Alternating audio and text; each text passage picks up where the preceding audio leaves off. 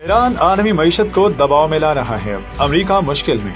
Iran America के लिए एक और वियतनाम बन सकता है। चीनी प्रोफेसर जियांग फेंग ने खतरे की घंटी बजा दी। चीन के मारूफ जियोपॉलिटिकल तज्जियाकार प्रोफेसर जियांग फेंग के मुताबिक इस वक्त अमेरिका और ईरान के दरमियान एक तवील और थका देने वाली जंग वॉर ऑफ एट्रिशन जारी है। अमेरिका की कोशिश है कि ईरान की फौजी ताकत को बतदरीज कमजोर किया जाए, जबकि ईरान आलमी मईशत पर दबाव डालने की हिकमत अमली इख्तियार किए हुए है। ईरान खासतौर पर खलीजी तावन काउंसिल GCC के ममालिक पर दबाव बढ़ा रहा है। अगर ये सूरत हाल जारी रही तो अमेरिका को जमीनी अफवाज भेजने पर गौर करना पड़ सकता है, लेकिन अगर अमेरिका ईरान में जमीनी फौज भेज देता है तो फिर वापसी का रास्ता तकरीबन बंद हो जाएगा। ऐसी सूरत में ये अमेरिका के लिए एक और वियतनाम जैसी जंग बन सकती है, क्योंकि ईरान जोग्राफियाई लिहाज से पहाड़ी और दिफाई एतबार से मजबूत खिता है। प्रोफेसर जियांग फेंग के मुताबिक इस वक्त अमेरिका के पास न मतलूबा अफरादी कुव्वत है, न सनती सलाहियत और न ही सियासी अज़्म कि वो ईरान के खिलाफ तवील जमीनी जंग लड़ सके। अगर अमेरिका जमीनी फौज भेजने से गुरेज करे तो इसके पास दीगर रास्ते मौजूद हैं, जैसे तनाज़ा खत्म करने का ऐलान करने के पीछे हट जाना। ताहम इस सूरत में भी अमेरिकी फौजी अड्डे खतरे में रहेंगे,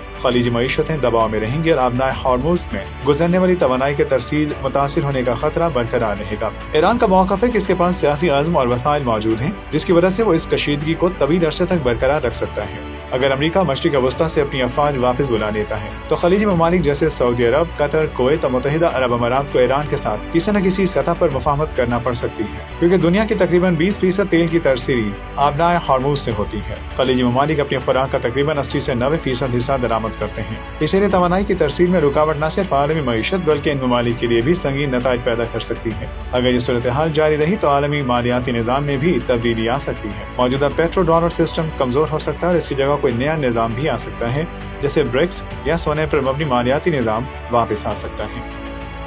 ईरान आलमी मईशत को दबाव में ला रहा है। अमेरिका मुश्किल में।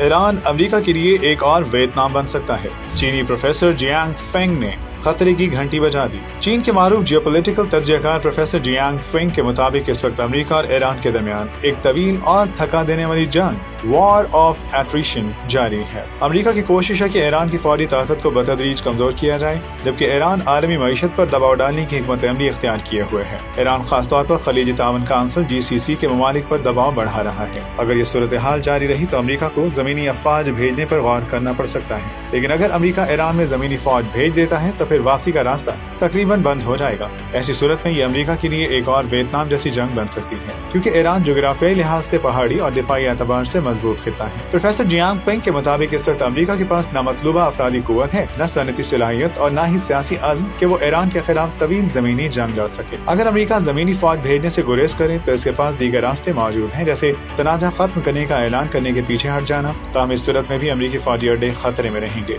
खलीजी मईशतें दबाव में रहेंगी और आबनाए हॉर्मुज़ में गुजरने वाली तवानाई के तरसील मुतासिर होने का खतरा बरकरार रहेगा। ईरान का मौक़िफ़ है कि इसके पास सियासी अज़्म और वसाइल मौजूद हैं, जिसकी वजह से वो इस कशीदगी को तवील अरसे तक बरकरार रख सकता है। अगर अमेरिका मशरिक़ वस्ता से अपनी अफवाज वापस बुला लेता है तो खलीजी ममालिक जैसे सऊदी अरब, कतर, कुवैत और मुत्तहिदा अरब अमारात को ईरान के साथ किसी न किसी सतह पर मुफाहमत करना पड़ सकती है, क्योंकि दुनिया की तकरीबन 20% तेल की तरसीरी आबनाए हॉर्मुज़ से होती है। खलीजी ममालिक अपनी खुराक का तकरीबन 80 से 90% हिस्सा दरामद करते हैं। इसलिए तवानाई की तरसील में रुकावट न सिर्फ आलमी मईशत बल्कि इन ममालिक के लिए भी संगीन नताइज पैदा कर सकती है। अगर ये सूरत हाल जारी रही तो आलमी मालियाती निज़ाम में भी तब्दीली आ सकती है। मौजूदा पेट्रो डॉलर सिस्टम कमजोर हो सकता है और इसकी जगह कोई नया निज़ाम भी आ सकता है, जैसे ब्रिक्स या सोने पर मबनी मालियाती निज़ाम वापस आ सकता है।